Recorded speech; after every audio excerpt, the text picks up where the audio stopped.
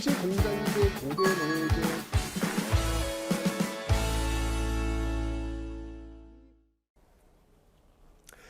네, 안녕하세요 여러분들. 역사는 최태성. 네. 여러분 혹시 이슬비 맞아보셨나요? 혹시 보슬비는 맞아보셨나요? 그럼 가랑비는 맞아보셨나요? 장대비는 맞아보셨나요? 그러고 보니까 우산을 쓰면서 비를 다 안 맞기 위해 다녔던 것 같아요. 그래서 지금 이야기했던 뭐 이슬비, 가랑비, 뭐 장대비, 보슬비를 맞았던 감각이 제 몸에는 없는 것 같습니다. 분명히 느낄 수 있는 감각인데 우리는 그 감각을 갖고 있지 않는 것 같아요. 저 이번 여름 버킷리스트 하나 나왔습니다. 장대비를 한번 미친놈이라고 할까? 한번 맞아보고 싶어요. 그 느낌이 어떨지. 여러 종류의 비를 한번 우산 없이 그냥 맞아보고 싶다는 생각이 들었습니다. 왜? 내 안의 감각을 좀 키우기 위해서. 나쁘지 않을 것 같아요. 네. 여러분들 항상 이 강의를 들을 때도 역시 마찬가지입니다. 제가 늘 이야기하지만 모든 감각을 다 총동원해서 이 인강을 들어달라라는 이야기를 제가 누누이 강조합니다. 눈으로는 반드시 저를 보시고요. 입으로는 이야기하시고요. 그리고 귀로는 들으시고요. 손으로는 쓰시고요. 심지어는 화면상에 있는 저의 그 향수내가 어떤 내음인지 이것도 한번 느껴보실 정도로 집중을 하시라 라고 말씀을 드렸습니다. 어차피 그 같은 시간을 쓰는 데 있어가지고 여러분들이 갖고 있는 모든 감각은 한번 같이 활용하는 게 좋지 않을까라는 생각이 들어요. 공부도 마찬가지지만 일상의 삶 속에서도 여러분의 그 몰랐던 감각을 일깨우는 그 행위를 주저하지 않았으면 좋겠습니다.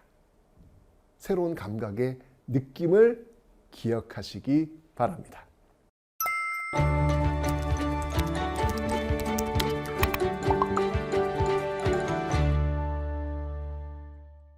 자, 이제 앞 시간에 그 경제에 이어서 사회도 한번 보도록 하겠습니다.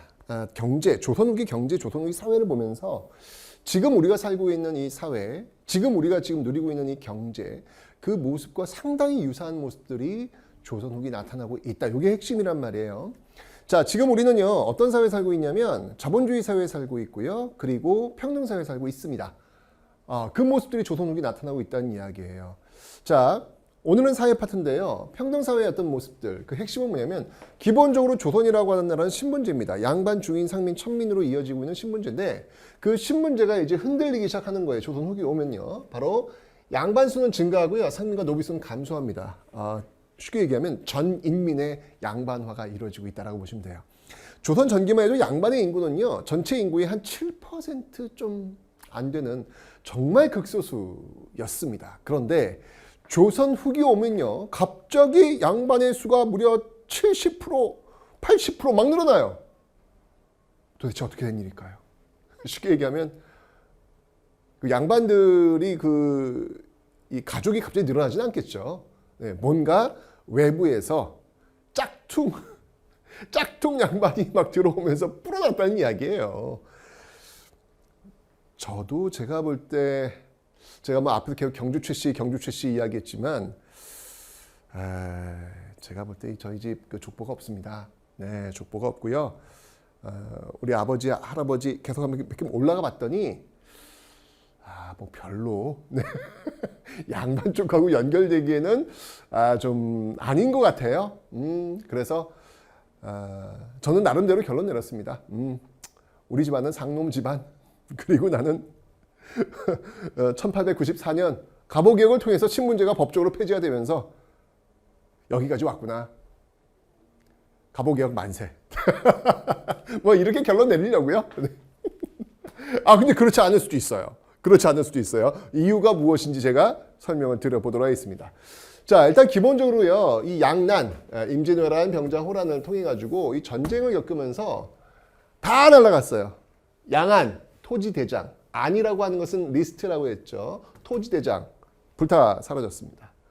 호적, 사람들 적어놓은 거, 이것도 불타 사라졌습니다. 자, 뭐 이렇게 막 정신이 없는 상황에다가 게다가 이제 전쟁을 겪으면서 국가 재정은 뭐 그냥 바닥으로 갈 수밖에 없는 것이죠. 전쟁을 겪었으니까. 자, 이렇게 되면서 국가로서는 뭔가 국가 재정을 확보할 필요가 있다는 이야기예요. 그래서 뭘 했냐면 납속책이라는 것을 시행합니다. 납속책이라고 하는 것은 뭐냐면 납부하는 거예요. 예, 뭘 납부하냐면 곡식을 납부하면 책, 임명을 해주는 거예요. 벼슬을 주는 거예요. 예, 대표적인 게 바로 공명첩이라는 겁니다. 이 공명첩은 뭐냐면 납속책의 어떤 일환인데요. 비어있다는 얘기예요. 뭐가? 이름이 비어있는 임명장을 주는 거예요. 내가 좀 돈이 있어. 제가 분명히 얘기했습니다. 앞에 경제 파트에서 모내기법이 시행되면서 생산량이 비약적으로 증가하면서 5사람이 할 일을 한 명이 할 수 있었다. 그 한 명은 광작경을 돈 좀 벌 수 있었다. 그 사람들이 선무군관이라고 하는 명예직을 받고 폰을 내면서 명예직을 받을 수 있다. 뭐 그런 사람들, 그런 가능성 있는 사람들이 바로 이 공명첩을 사는 거야 또. 이 공명첩을 사면 여러분 양반이 되는 거야. 물론 명예직이에요. 실질적으로 일하는 관리는 아니고요. 명예직입니다. 근데 양반이 되면 좋은 게 뭐가 있냐면 군대를 안 가도 돼요. 이 양반의 특권이에요. 균역법에서도 여러분들 1년에 한 필이라고 했는데 양반은 1년에 한 필 면제입니다. 나중에 이제 흥선대원군 때 가서야 호포법이 나오면서 양반도 포를 내라. 이렇게 나오는 것이지 영조 때의 균역법조차도 양반들은 포를 안 내. 이게 양반의 특권이야. 군대를 안 간다라고 하는 게 양반을 보여줄 수 있는 마지막 증거라고 보시면 돼요. 나 군대 안 가는데 그럼 양반이구나. 이렇게 나오는 거예요. 노블리스 오블리주가 돼야지. 이때는 완전히 거꾸로라는 얘기죠. 자, 어쨌건 이렇게 그 공명첩이라고 하는 것들을 좀 돈 있는 일반 상민들이 사서 양반으로 올라갈 수 있는 길이 열리게 되는 게 이게 조선 후기예요. 이러니까 양반 수가 증가할 수밖에 없겠죠. 자, 보세요. 기본적으로 신문제는요, 양반, 중인, 상민, 천민, 이게 조선의 시스템입니다. 다시 한번 얘기하지만 성리학이라고 하는 것, 성리학의 나라 조선이라고 하는 것은 자신의 분수에 맞게 사는 것이 이상적 사회라고 본 거예요. 그걸 이제 이런 게 오히려 사회 혼란이라고 보는 거예요. 그냥 자신의 신분과 자신의 역할에 맞게 그 역할에 맞게 살아가는 것, 그게 조화로운 모습이다. 이렇게 본 거예요. 자, 그런데 이게 이제 흔들리는 겁니다. 조선 후기 와서는요. 자, 아까도 이야기했지만 국가 재정은 지금 나락으로 떨어졌고 국가에 돈을 낼 수 있는 상민들이 모내기법을 통해서 등장하고 있는 상황. 서로가 윈윈이 되는 그런 합의점을 찾은 거라. 그죠? 자, 이러면서 이제 변화가 오는 건데, 자, 우선 양반들 볼게요. 양반부터 볼게요. 양반도 이제 분화합니다. 옛날 조선 전기는 한 번 양반이면 영원한 양반. 그 양반이라는 의미는 뭐냐면 사회적으로 경제적으로 모든 것이 해결되는 것. 이렇게 보여줬단 말이에요.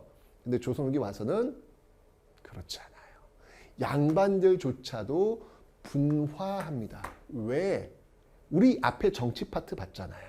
조선 후기 와서 나오는 형태, 대표적인 환국 아니겠습니까?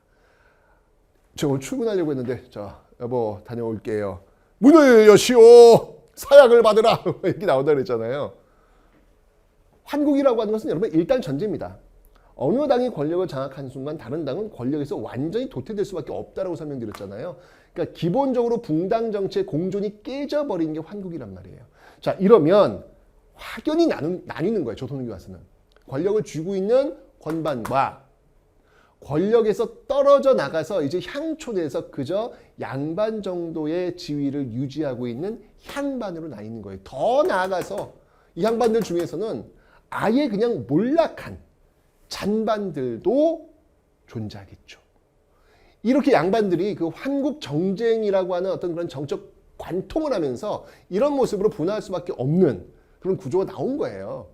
자, 그래서 권반, 양반, 장반 이렇게 있는데, 자, 이 중에서 여러분들 이 향반을 일단 좀 여러분 주목을 좀 해 놓으시기 바랍니다. 좀 더 설명드릴게요.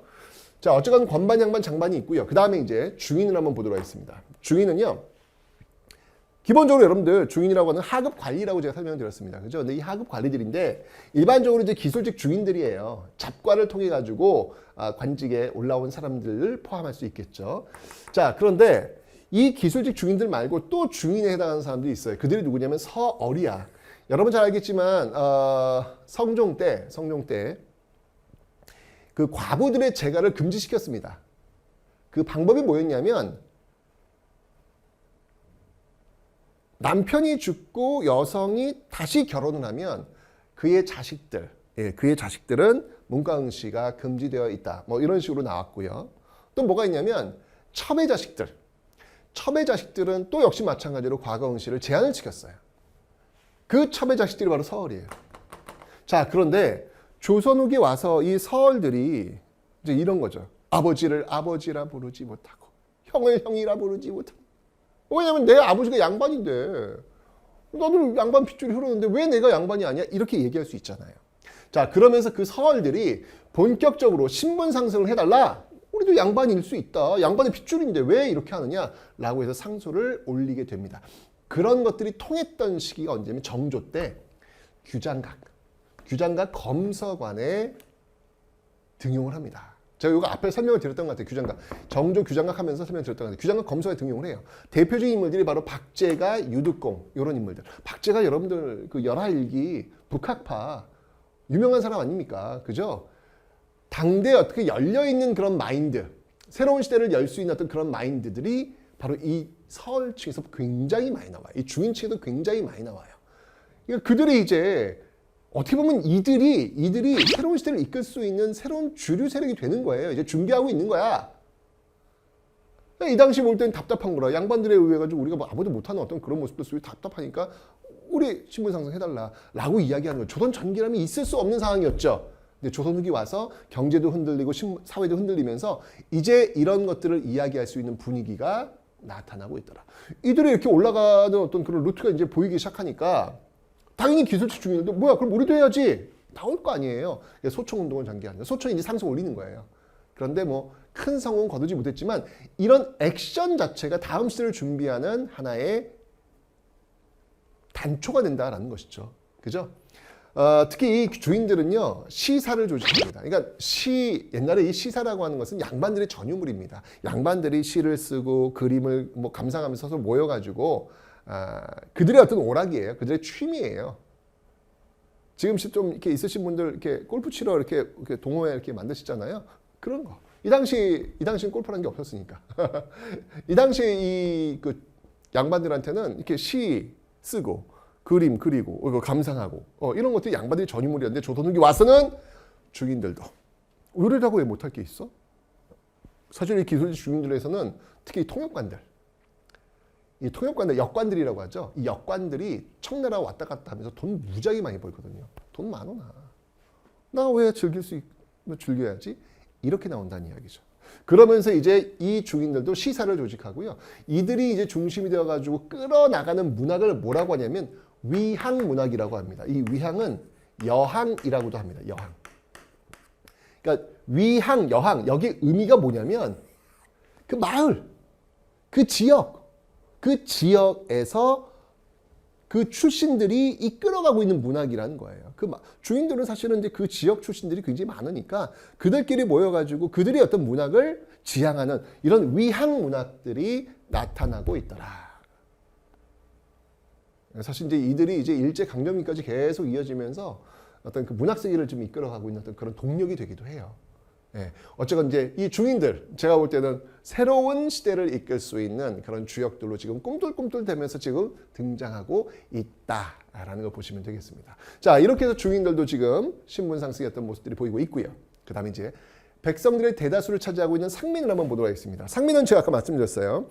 특히 모내기법이 시행되면서 5사람이 할 일을 한 사람이 할 수 있다. 그 한 명은 광작 경영을 통해서 분홍이 될 수 있고 나머지 4명은 토지에서 떨어져 나와서 덕대에게 고용되는 임노동자 이 모습이 될 수 있다라고 제가 경제파 때 설명드렸잖아요. 그 모습이에요. 상민직이 분화하는 거예요. 분홍들. 돈이 좀 생겼어. 나 선문금관 나 명예직 됐다 할 수 있잖아요. 그리고 공명첩 통해 가지고 양반될 수 있잖아요. 올라갈 수 있는 루트들이 많이 있는 거야. 돈만 있으면. 자, 그러면서 족보를 매입하거나 위조하는 이런 모습들도 보입니다. 선생님, 저희 집안은 양반 집안이에요. 그걸 어떻게? 저희 집안 족보 있습니다. 그래? 굉장히 낡았습니다. 그래? 이 당시로 돌아가면 아주 새 족보. 이때부터 지금까지 계산하면 한 2, 300년 지났겠네? 그럼 충분히 낡은 족보 돼 있겠죠. 그럴 수 있다는 거야. 근데 그래, 나 우리 집안 상놈 집안 같아. 아닐 수도 있어요. 여기일 수도 있다는 얘기지. 이때 우리 망한 거야. 난 양반 집안이었는데 이때 잔반이 된 거야. 몰락한 거야. 중앙정계 환국정쟁 속에서 우리 할아버지 돌아가셨어. 이때부터 몰락된 거야. 그래. 그리고 그 먹고 살아야 되니까 족보를 판 거야. 이 사람들한테. 우리 집은 그런 집안이야. 그래 지금 우리는 족보 없어. 이렇게 이야기할 수도 있잖아. 뭐 양반 집안이 뭐라고.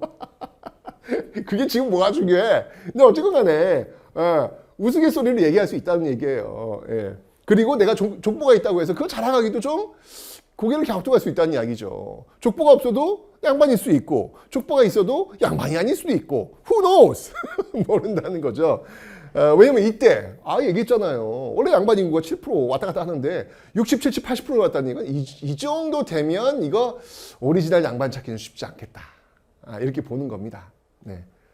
그 양반이라고 목에 힘 주시는 그 집안분들 조금 힘 좀 빼세요.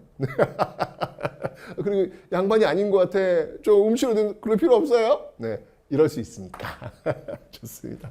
자, 어쨌든 간에 자, 이렇게 상민들은요, 이렇게 분홍들은 족보를 매입하거나 위조를 해가지고 또 납속직을 통해서 양반으로 올라가는 그런 모습들이 보이고 있더라. 자, 그러면 봐요.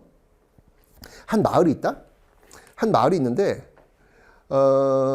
며칠 전까지만 해도 걔는 상농, 농민이었어.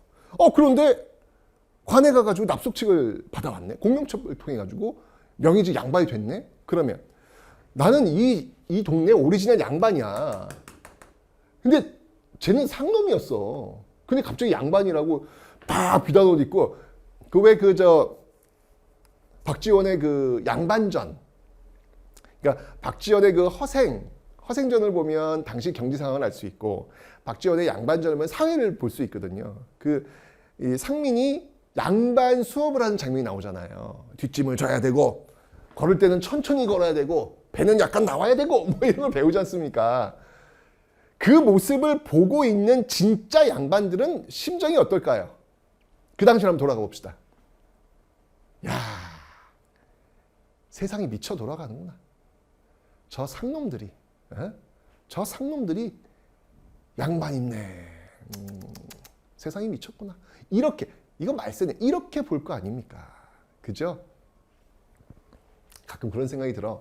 내가 만약에 그 당시 양반이어서 그런 관점을 가졌다면 나는 어떤 사람일까? 세상이 말세군.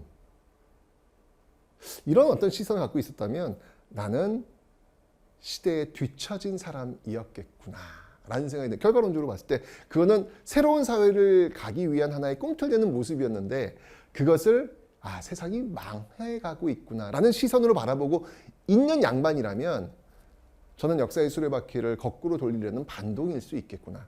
그게 무슨 말이냐면 지금도 역시 마찬가지로 지금도 뭔가 새로운 시대로 향하고 있는 꿈틀댐 속에서 나오는 변화가 분명히 있을 거예요. 근데 그 변화를 세상이 망하는 징조네. 아이고 잘 됐다. 아이고 저 봐라. 저 뭐 하는 짓이냐. 이런 식으로 내가 혹시 바라보는 것은 없을지 한번 생각해 보자는 이야기예요. 우리의 시선이 과연 역사의 흐름에 부합하고 있는지 한번 볼 필요가 있다는 이야기죠. 자, 어쨌건 간에 그 향방의 입장에 볼 때는 이것들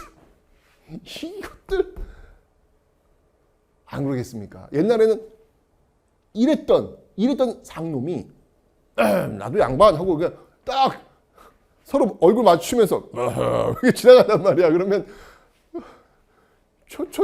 저런 그럴 거 아니에요. 당연히 마을에서는 갈등이 벌어질 수밖에 없죠. 이걸 뭐라고 하면 향반들과 그리고 이렇게 새로 양반이 된 이 분홍들과의 전쟁이 벌어지는 겁니다. 이걸 향촌에서 벌어지는 전투다에서 향전이라고 하는 거예요. 당연히 갈등은 벌어질 수밖에 없겠다라는 것이죠. 자, 이러면서 이 양반들은요, 이 마을에서 이것들하고 뭔가 차별을 둬야 될 거 아니야. 그 방법이 뭘까? 그거는 족보를 공부하는 겁니다. 우리 집안은 이런 집안이야! 라고 이런 그 가짜 족보 웃기고 있어. 진짜 족보를 외우는 거예요. 달달달달 외우면서 내가 양반이라는 걸 증명을 하는 거지. 이런 그래서 이걸 보학이라고 합니다. 족보를 연구하는 학문. 이게 생존하기 위한, 내가 양반이라는 걸 증명하기 위해서 족보를 외우는 거야. 그래서 보학이라는 게 또 발달을 하고요. 그 다음에 우리 조상을 모셔야 될 거 아니야. 너 족보 매입한, 너 족보 위조한, 너는 조상도 없잖아. 이제까지 우리는 대대로 몇백 년 동안 조상을 모셔오고 있어. 이거 증거가 될 수 있잖아요. 이게 사당이라는 것이죠. 아니, 족보를 이렇게 매입했는데 갑자기 사당을 만들 수는 없잖아. 뭔가 좀 이렇게 민망하잖아, 그거는. 그죠? 양반이 되었지만 뼈대는 없다는 말이지. 그걸 이제 보여줘야 되는 거예요. 사당이 굉장히 많이 지어지는 거예요. 그리고 동성촌. 네. 이제는 진짜 양반들, 우리가 양반이거든? 그 같은 성을 가진 사람들이 모여 있는 거죠. 하나의 집단을, 그룹을 만드는 거야. 다른 새로 온 그 양반들이 진입하지 못하도록 벽을 치는 거죠. 그 동성촌. 이런 게 만들어지고, 그 다음에 그 동성촌의 짱. 이게 원이에요. 이 장남들한테 마구마구 몰아주는 거예요. 그한테 권위를 줘가지고 그 마을을 운영할 수 있도록 하는 모습들. 이러면서 굉장히 가부장적 문화가 강화되는 겁니다. 그 과정 속에서 여성의 지위는 더욱더 떨어질 수밖에 없는 것이죠. 왜냐하면 성이라고 하는 게 남성 중심의 그 성씨 집안으로 이루어지는 거잖아요. 그죠? 이러면서 여성들은 더욱더 그 지위가 하락할 수밖에 없는 조선 후기의 모습들이 이렇게 나오는 거예요. 그러니까 고려시대의 여성과 조선 후기의 여성은 완전 달라지는 겁니다. 고려시대 같은 경우에는 나름대로 가정 내에서의 여성과 남성의 지위는 동등했단 말이에요. 재산도 똑같이 이렇게 받고. 근데 조선 후기 와서는 완전 여성은 그냥 말 그대로 출가 외인. 이렇게 되면서 그 지위는 하락할 수밖에 없는 것이죠. 호족에도 태어난 순으로 올라가지도 않아요. 이게 지금 이런 현상이 나타나는 이유가 바로 이런 조선 후기 사회적 변화 속에서 어찌 본다면 나름대로의 이 구향들, 옛날 원래 오리지널 양반들의 생존 전략 과정 속에서 나타나게 된 현상이다 라는 것입니다. 아셨죠? 그런 것 같아요. 이게 내가 기득권을 쥐고 있었는데 그 기득권이 막 흔들려. 흔들리면 자꾸 벽을 쌓고 자꾸 선을 나누면서 갈라치기를 하는 거예요. 왜냐면 그래야 내 존재가 유지가 될 수 있으니까. 그런 모습들이 지금 나타나고 있는 것이죠. 우리는 양반이야. 그래서 진짜 오리지널 양반끼리 모여! 같은 성씨끼리 모여! 이런 모습들이 조선 후기에 굉장히 많이 나타나고 있다라는 겁니다. 자, 이렇게 됐고요. 그 다음에 이제 천민들입니다. 천민들도 뭐 이렇게 점프할 수 있어요. 납득점 점프 올라갈 수 있는데, 대다수 노비인데, 노비들이 이제 너무 열받으면 그냥 도망가요. 그냥 도망가. 사회가 워낙 이제 막 흔들거리고 있으니까 그냥 도망가는 거예요. 그러니까 이 사회가 흔들거린다라고 하는 게 부정적인 모습으로만 볼 필요는 없어요. 다시 한번 얘기했지만, 어쨌건 신분제 사회를 마감하고 새로운 시대로 나가기 위해서는 진통의 시간, 과도기가 필요할 거 아니에요? 그게 전 조선 후기다라는 생각이 드는 것이죠. 이 시기가 있었기 때문에 나중에 갑신정변 동학농민 운동 나오고 갑오을미개혁을 통해 가지고 신분제가 완전히 폐지가 될 수 있는 그런 에너지를 축적하는 시기가 바로 이 시기가 되는 겁니다. 그래야 지금의 우리 시기가 나올 거 아니에요. 우리 시기가 그냥 나온 게 아니에요, 여러분들. 예, 바로 이런 어떤 그 변화의 시기가 있어야만 지금의 우리 시기가 오는 것이죠. 네. 정부에서도 이 노비들을 양인으로, 왜냐면 이 상민들이 세금을 내잖아요. 이들이 이제 세금을 내는 주요 층인데 얘들이 막 점프하고 있단 말이야. 심지어 예를 들면 그 납속책을 통해 가지고 이렇게 되면 양반들은 군역 이거 포 안 낸단 말이에요. 양반 되면은. 그러면 그 부분도 국가 재정이 또 빌 수 있는 부분이 있잖아. 그걸 어떻게 채워야 될까? 양인을 채워야 되니까 노비들을 양인으로 올리는 거예요. 그래서 뭐 노비 종모법, 그 엄마가 노비면, 엄마가 만약 양인이면 엄마 따라서 그냥 너도 그냥 양인해 이렇게 이제 보여주는 거예요. 왜냐면 예전만 해도 일천즉천이라 해서 아버지나 어머니 중에서 한 명만 노비면 무조건 노비거든요. 그런 모습들이 지금 나타나고 있고, 심지어는 순조 때가 되면요 공노비들을 해방을 시켜줘요. 공노비들을 양인제라고 이렇게 풀어주는 어떤 그런 모습들도 있더라. 이게 이제 신문제가 무너지기는 어떤 그 전초의 어떤 모습들이 지금 나타나고 있다. 이게 조선 후기라는 겁니다. 됐죠? 자, 어쨌건 이런 모습들의 그 배경은 전쟁이 끝나고 나서 국가재정이 굉장히 황폐됐고 국가재정을 채울 수 있는 사람들이 등장하는 상민들, 모내기법을 통해서 돈 좀 벌던 상인들이 그것을 메꿔주기 위하면서 서로가 윈윈 되는 과정 속에서 결과론적으로 볼 때는 신분제도가 흔들리게 되는 이런 모습들이 지금 나타나고 있다는 얘기예요. 그러니까 여러분 전쟁 이후에 조선국이 이렇게 많이 변하는 겁니다. 큰 변화죠. 그죠?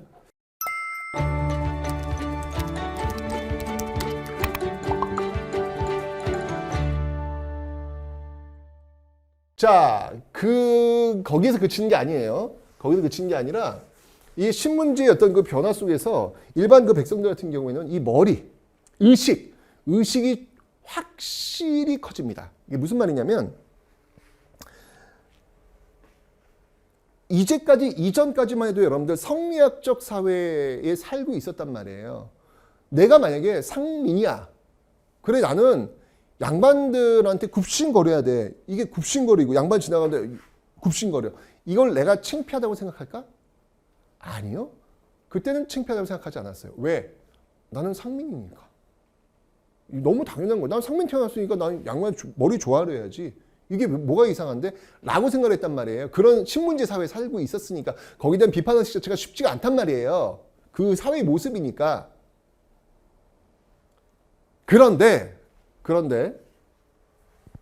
거예요. 뭐 그 사회의 문화에서 새로운 문화가 들어오면 이걸 바꾸기가 쉽지가 않아요. 그러니까 새로운 문화가 들어왔을 때 그 새로운 문화에 적응하기까지는 굉장히 큰 저항이 있을 수밖에 없어요. 마찬가지예요. 신분제도에 살고 있었던 사람들이 신분제도에 살 때는 그게 너무 당연한 걸로 여기는 거라고요. 너무 당연한 거. 이게 왜 뭐가 문제인데? 난 이게 편한데? 이렇게 생각할 수 있잖아요. 그죠? 새로운 어떤 그 변화 속에서 이제 서서히 이거 아닌 것 같은데? 라는 생각들이 싹 트기 시작하는 거예요. 자, 그런 어떤 그 성장의 어떤 그 모습들이 어떻게 나오냐면 일단 예언사상. 이제 이 조선왕조 이씨의 조선이 이제 망한다. 새로운 세상이 열린다. 뭐 이런 것들이 나오는 거예요. 정감론. 정씨의 세상이 온다. 도참신앙. 새로운 세상이 온다. 예언을 하는 거예요. 미륵신앙. 미륵은 이제 부처님인데 미륵불은 그러니까 쉽게 얘기하면 세상을 구원하기 위해서 오시는 그러니까 개신교에서 이야기하는 그 예수 재림 그런 느낌으로 보시면 돼요. 예. 구원하기 위해서 오는 미래의 부처예요. 이 미륵불이. 이런 것들, 그러니까 새로운 세상을 꿈꾸는 어떤 그런 내용들이 지금 많이 나오고 있다는 얘기. 이게 뭐 확산됩니다. 그리고 평등의식도 올라갑니다. 평등의식에 영향을 미쳤던 게 종교예요. 자, 예를 들면 서학이 들어옵니다. 맨 처음에 이 서학이면 서양의 학문이에요. 근데 서양의 학문인데 이게 어떻게 우리는 그 학문으로 받아들였는데 이게 사실은 천주교예요. 천주교입니다. 천주교. 여러분들 우리나라는요. 그 로마 교황청에서 굉장히 그 스페셜한 나라로 대접을 해줍니다. 왠지 아세요? 우리나라는 선교사가 들어와 가지고 기독교를 전파한 나라가 아니에요. 우리는 우리 스스로 자발적으로 기독교를 받아들인 나라예요.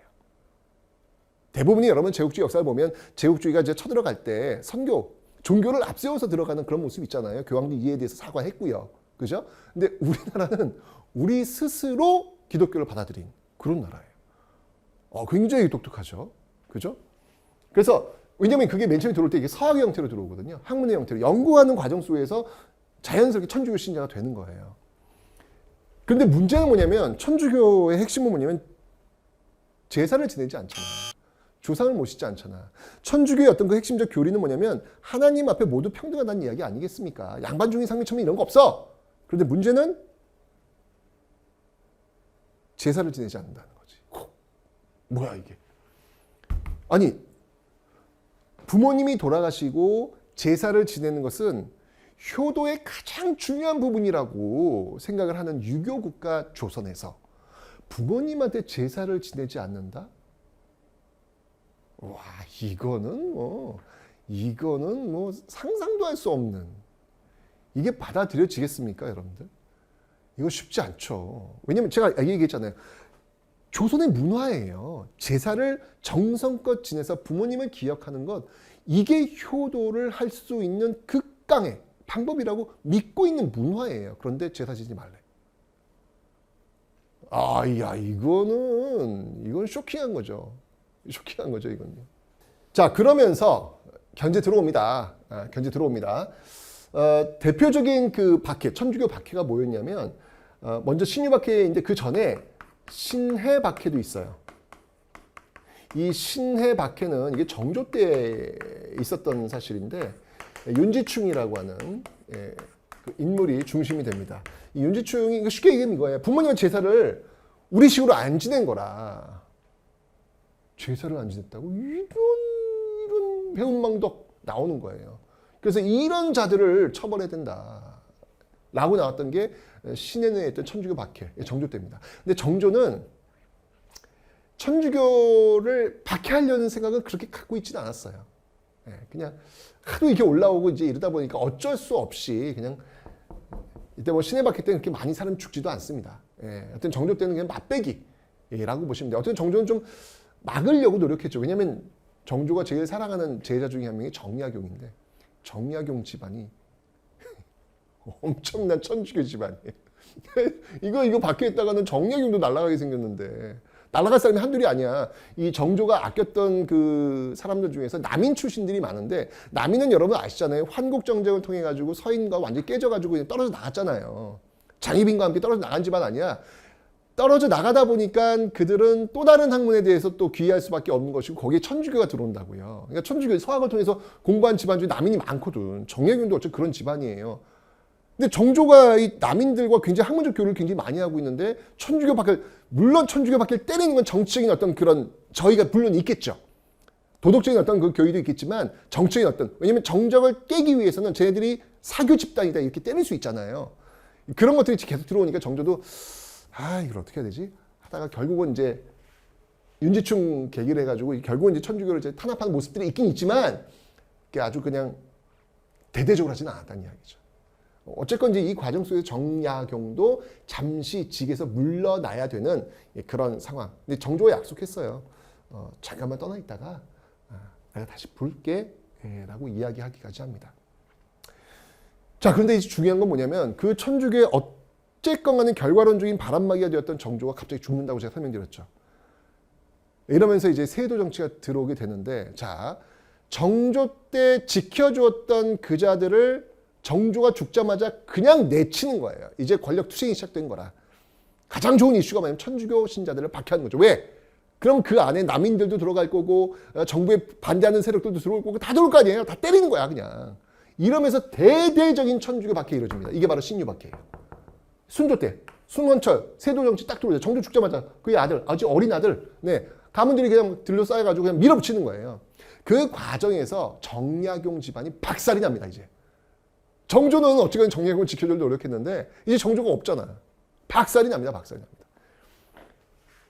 자, 대표적인 그 인물만 좀 볼게요. 이승훈, 황사연, 그 다음이 정약전.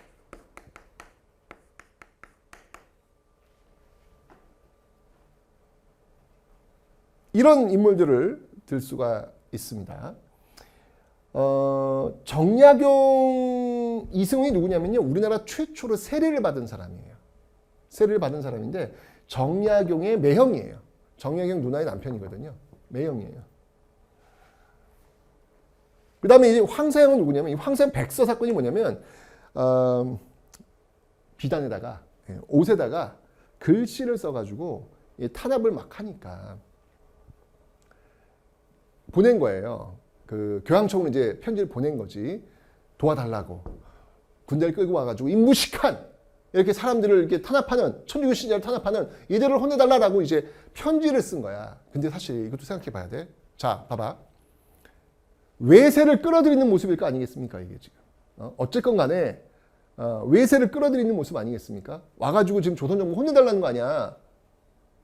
근데 또 한편으로는 무지막지하게 지금 천주교를 믿는다는 이유 하나마나 막 죽음에 이르게 하는 이 정부. 어떻게 보면 지금 시절을 보면 인권 탄압이죠. 인권 탄압하는 정부를 와서 혼내달라. 이것은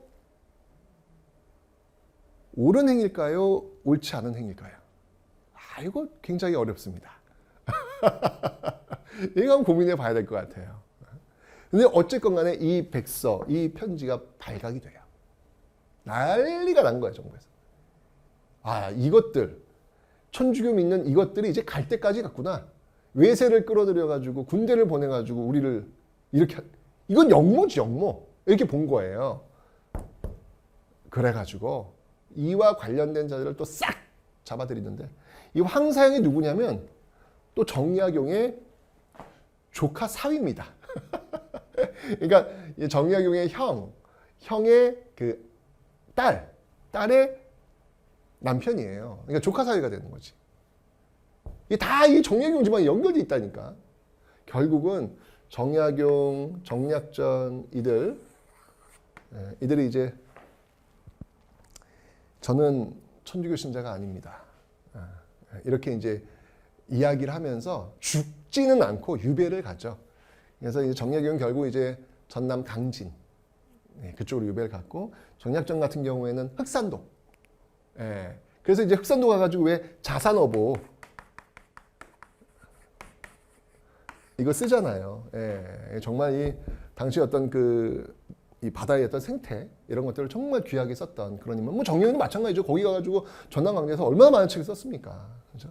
이런 어떤 그 이슈들이 있었다는 이야기예요. 이게 새로운 문화가 들어왔을 때 그에 대한 저항이라고 하는 거는 어마어마하죠. 하지만 결국은 종교의 자유는 인정이 될 겁니다. 제가 이야기했잖아요. 역사는 기본적으로 인간의 자유, 인간의 선택권을 보장하는 쪽으로 가게 되어 있어요. 이거는 막을래야 막을 수가 없어요. 그러니까 역사를 통해 가지고 한번 여러분들이 보자. 혹시 내가 반대하고 있는 게 내가 반대하고 있는 어떤 그 진영의 자유를 확대시키는 것에 대한 반대일까? 그러면 한번 여러분들 고민해 보셔야 돼요. 이제까지 역사적으로 인간이 선택하고자 하고 인간이 자유를 누리고자 하는 데 있어 반대를 했던 것들은 결국은 그때 그 순간에는 먹힐런지 모르겠지만 긴 장기적 안목으로 봤을 때는 쉽지 않습니다. 네. 이 당시만 해도 얼마나 이런 말도 안 되는 이 부조를 일으키는 것들 얼마나 난리도 아니었을 것 같아요. 제가 이 시대로 돌아갔으면 나는 어땠을까? 나도 이들이 이해가 안 됐을 것 같아. 뭐 하자는 거야, 저 사람들? 이렇게 욕하지 않았을까? 그게 일반적이지 않았을까? 라는 생각이 드는 거예요. 그러면서 그런 생각을 가졌더라면 나는 긴 안목 속에서 이 현상을 바라보지는 못했던 사람이구나. 이렇게 될 것 같아요. 지금 여러분들 뭐 천주교 믿는다고 뭐가 문제됩니까? 아니잖아요. 그죠?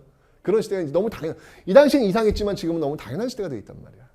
그러니까 우리 시대 지금 이상하다라고 하는 것들에 대해서 한번 좀 더 경청하는 자세를 한번 좀 들어볼 필요는 있겠다. 이게 어떤 갈등과 미움의 구조가 아니라 뭐지? 저 사람들이 주장하는 게 뭘까? 경청하면서 그 간격을 좀 좁혀나가는 그런 자세는 필요하지 않을까. 역사를 이렇게 공부하다 보면 조금은 더 여유를 갖게 되는 것 같아요. 그런 측면에서. 너무 막 그냥 이 증오와 미움으로 막 부글부글 끓어오르는 것들을 좀 이렇게 가라앉힐 수 있지 않는가라는 생각이 듭니다. 자, 이뿐만 아니라 이 서학이 이제 또 이게 굉장히 많이 발달하다 보니까 그에 대한 반발로서 이제 서쪽의 학문이 아니라 아니다 이거 우리 동쪽의 학문이 있다. 동학이 나오는 거예요. 동학을 이제 창시했던 인물이 바로 최재호입니다. 우리 할아버지 경주 최씨 선생님 방금 전에 족보 위주 얘기하셨으면서 왜 그러십니까? 네, 그럼 제가 할 말이 없고요. 어쨌건 이놈의 경주 최씨 끈을 어떻게든 잡아보려고 노력하는 몰락 양반 잔반 집안. 자, 어쨌건 최재우가 동학을 창시하는데 이 동학 이제 나중에 이제 최재우가 이제 결국 이제 사형당하고 이제 흥선대원군 때 사형당합니다. 최시영으로 이제 연결이 되는데 이 동학의 그 핵심은 뭐냐면 인내천이에요. 사람이 곧 하늘이라는 거예요. 사람이 곧 하늘이기 때문에 여기서 필연적으로 나오는 건 뭐냐면 평등이죠. 모든 양반도 하늘, 중인도 하늘, 상민도 하늘, 천민도 하늘 다 똑같이 하늘님이 있다는 거예요. 존중해야 된다는 거예요. 이게 인내천 사상입니다. 평등 사상을 얘기하는 거예요. 시천주. 이것도 이제 하늘님을 승상하는 어떤 그런 내용들이 들어오고 있는 것이죠. 그 교리들이 동경대전에 들어가 있고요. 용담유사는 이게 뭐라고 표현할지 모르겠지만 쉽게 얘기하면 교회에 가면 왜 성경책 있고 찬송가가 있잖아요. 동경대전이 성경책 용담유사가 찬송가 뭐 이런 식으로 이게 딱 떨어지지는 않지만 그렇게 좀 이해하시면 될 것 같아요. 그래서 동명대전 용담유사 이게 이제 동학의 어떤 그 교리와 어떤 그런 것들을 뭉쳐줄 수 있는 그런 책자들이다라고 보시면 되겠습니다. 근데 어쨌건 간에 이 서학과 동학의 핵심은 뭐냐면 평등하다는 거예요. 자, 이렇게 지금 동학과 서학이 이제 확산되고 있는 과정 속에서 신문제가 유지가 되겠냐고. 게다가 제도적으로도 지금 납속책을 통해 가지고 양반이 될 수 있단 말이에요. 제도적으로도 지금 신문제가 무너지고 있고 의식적으로도 신문제가 무너지고 있다고요. 아, 이제는 뭐 평등사회로 가는 것은 막을 내야 막을 수가 없는 역사의 발전 방향으로 가고 있다라는 거예요. 왜냐하면 그래야 지금 우리 시대를 만나니까. 그죠? 예. 그래서 이런 모습들이 지금 나타나고 있음을 여러분들이 기억해 놓으시면 되겠습니다. 네.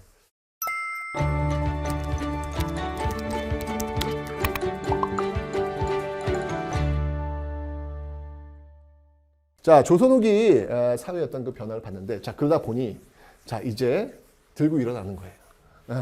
들고 일어나는 거야, 이제. 19세기인 여러분들, 농민 봉기의 시대라고 보시면 돼요. 19세기 어떤 시대입니까? 여러분, 세도 정치기 아니겠습니까? 세도 정치 그 매간 매직을 통해서 탐관오리들이 그냥 세금을 뜯어가고 있는 이런 상황이 되니까 가뜩이나 이제 이 의식적으로 양반이나 우리나 뭐가 달라? 라고 하는 이 의식이 꽉꽉 차여지는 어떤 그런 상황 속에서 양반들이 수탈하니 가만히 있겠냐고요. 들고 일어나는 거지. 그래서 19세기 세도 정치계는 바로 이 농민 봉기가 그냥 100년 동안 계속 이어진다고 보면 돼요. 19세기 초반에는 홍경래의 봉기, 19세기 중반에는 임술농민 봉기, 그리고 19세기 후반에는 동학농민 운동, 이러면서 그냥 달려가는 겁니다.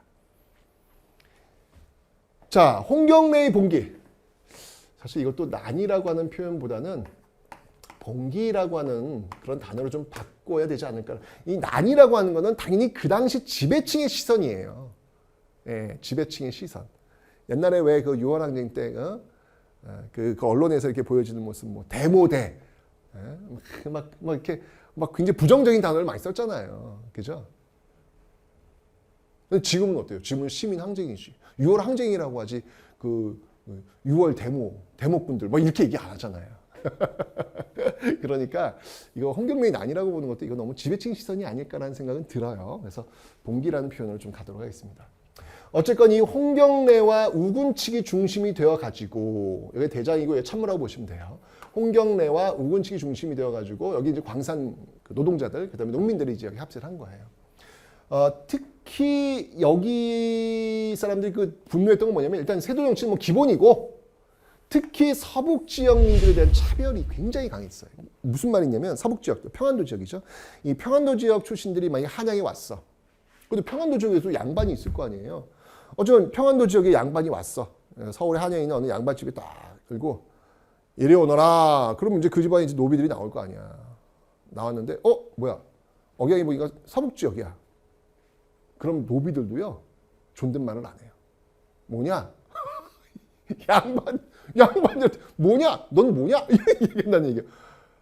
차별이 굉장히 많았다는 얘기예요. 서북 지역민들에 대한 차별이 굉장히 많아가지고 쌓인 것이죠. 그러니까 이런 것들, 그러니까 이게 차별, 갈라치기 이런 것들은 정말 여러분들 역사를 이렇게 들여다볼 때 결코 건강하지 않아요. 100% 건강하지 않아요. 결국 이제 사단이 난 거예요. 수녀 때인데 결국 여기서 홍경래 우군측을 중심으로 한 농민들이 들고 일어난 사건이 19세기 초반 수녀 때 있었던 겁니다.